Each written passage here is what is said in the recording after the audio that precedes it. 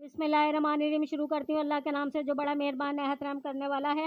حضرت رسول خدا صلی اللہ علیہ وسلم نے فرمایا میں تم میں سے دو برگزیدہ چیزیں چھوڑے جا رہا ہوں, ایک خدا کی کتاب اور دوسری میرے اطرت یعنی میرے اہل بیت. جب تک تم ان دونوں سے تعلق رکھو گے ہرگز میرے بعد گمراہ نہ ہوگے, اور اگر ایک دوسرے کے ساتھ جدا ہونے نہیں دو گے یہاں تک کہ روز قیامت حوض کوثر پہ میرے پاس آ جاؤ گے.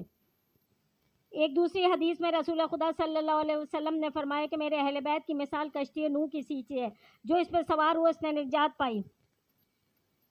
تمام اہل بیت کا سچا دوست وہی ہے جو خدا کے احکام پہ عمل کرتا اور جن باتوں سے انہوں نے منع کیا اس کو جلاتا ہو, حرام باتوں کو حرام اور حلال کو حلال سمجھتا ہو.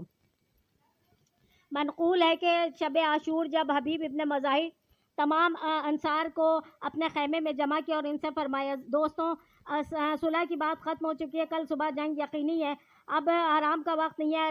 ہم اولاد رسول سے پہلے میدان میں جنگ میں جا کے قتل ہونا چاہیے. اللہ کے مدد کے سوا ہماری کوئی مدد نہیں. اگر ہماری موجودگی میں کوئی بھی قتل ہو گیا تو روز محشر رسول خدا صلی اللہ علیہ وسلم کو ہم کیا منہ دکھائیں گے. منقول ہے کہ روز عاشورہ جب فوج دشمن کی طرف سے جنگ کا آغاز ہو گیا اور مرد مقابلے اور مقاتل بھیجنے کے لیے امام حسین علیہ السلام پہ بزید ہوئے تو آپ نے اس وقت حضرت کوئی ناصر کو مددگار کو نہ دیکھا بلکہ اپنے کسی عزیز کی طرف نہیں بلکہ اپنے کڑیل جوان علی اکبر کو کہا, یا بیٹا تیار ہو جاؤ, سب سے پہلے تم نکلو. جناب حضرت علی اکبر ابھی تیار ہی کھڑے تھے کہ گھوڑے پر سوار ہونے کے لیے آگے بڑھے. یہ حال دیکھتے ہی جناب حبیب ابن مظاہر تمام دوست امام حسین علیہ السلام کے جس میں سعد, ابو ثمامہ سعدی اور مسلم بن اوسجہ, جون اور بریر حمدی وغیرہ آگے بڑھے اور خدمت امام میں عرضی کی, مولا شہزادے کو روکیے ورنہ ہم اپنے گلوں پہ تلوار سے کاٹ کے مر جائیں گے. کیوں کر ممکن ہے کہ ہم زندہ رہیں اور شہزادے ہماری آنکھوں کے سامنے زخمی ہو. ان کی وفاداری جانثاری دیکھ کے امام مظلوم نے انہیں روک دیا.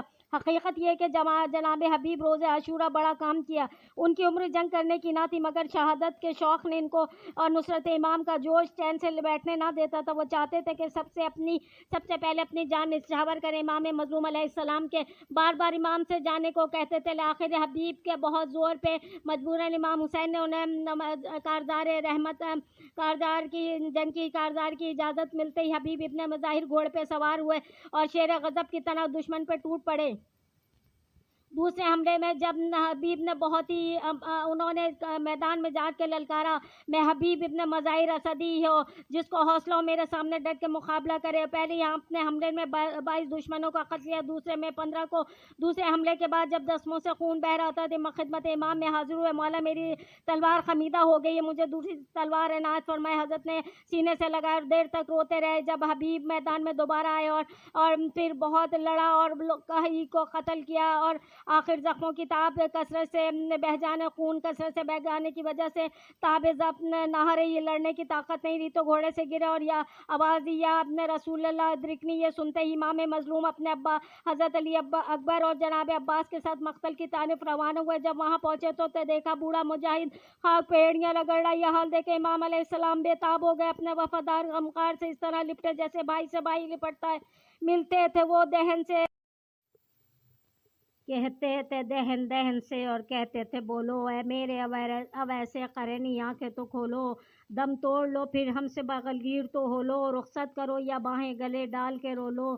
آخر ہمیں بیدار کیا بے دردی درد دلی سے, بچپن میں اسی واسطے کھیلے تھے ہم ہی سے. یہ سن کے امام مظلوم کو حبیب نے وہاں سے اٹھا کے خیمے کی طرف لے کے چلے, مگر آہا چند ہی قدم بڑھے تھے کہ حبیب نے راہی جنت ہو گئے. سر پیٹ کے حضرت نے کہا اپنا گریباں سیدان, سر پیٹ کے شہ نے حضرت نے کہا چاک غریباں. شہ کہتے تھے ہے میرا غمخوار مجاہد, اس عالم پیری میں تھا جرار مجاہد, بچپن کا محب اور وفادار مجاہد, غربت میں بنا میرا مددگار مجاہد. مرنے نے تیرے دل کو میرا دل ہے توڑا بھائی, مرنے نے تیرے دل کو میرے توڑا ہے بھائی, تنہا مجھے کیوں دشمنوں میں چھوڑا ہے بھائی. حبیب حضرت امام حسین علیہ السلام سے علم دین حاصل کیا، حافظ قرآن تھے اور نہایت خوشالانی سے قرآن پڑھا کرتے تھے۔ جس زمانے میں امیر المومنین علیہ السلام کوفے میں حکومت کرتے تھے، امام حسین علیہ السلام بھی رہتے تھے۔ حبیب امور کی انجام دہی میں امام حسین علیہ السلام کی مدد کیا کرتے تھے۔ آپ کو امام حسین علیہ السلام سے اتنی محبت تھی کہ دنیا میں اس کی نظیر نہیں ملتی۔ آپ روز امام حسین علیہ السلام کی خدمت میں حاضر ہو کے علم قرآن، علم حدیث کی تعلیم حاصل کرتے تھے۔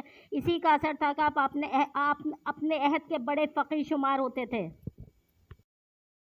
مرد خدا پرست وفادار تھے حبیب، شیر خدا کے لال کے غمخوار تھے حبیب، آل رسول پاک پہ سو جان سے فدا، حیدر کے خاندان کے پرستار تھے حبیب، اس مرد با وفا سے تھی ڈھارس حسین کو، بچپن سے شیخ یارو وفادار تھے حبیب، مرنے نے ان کے توڑ دیا دل حسین کا، شیدائے خاص اطراط اطہار تھے حبیب، ملتے ہیں کس کو ایسے محبان با وفا، فرزند فاطمہ کے پرستار تھے حبیب، مرد خدا پرست وفادار تھے حبیب۔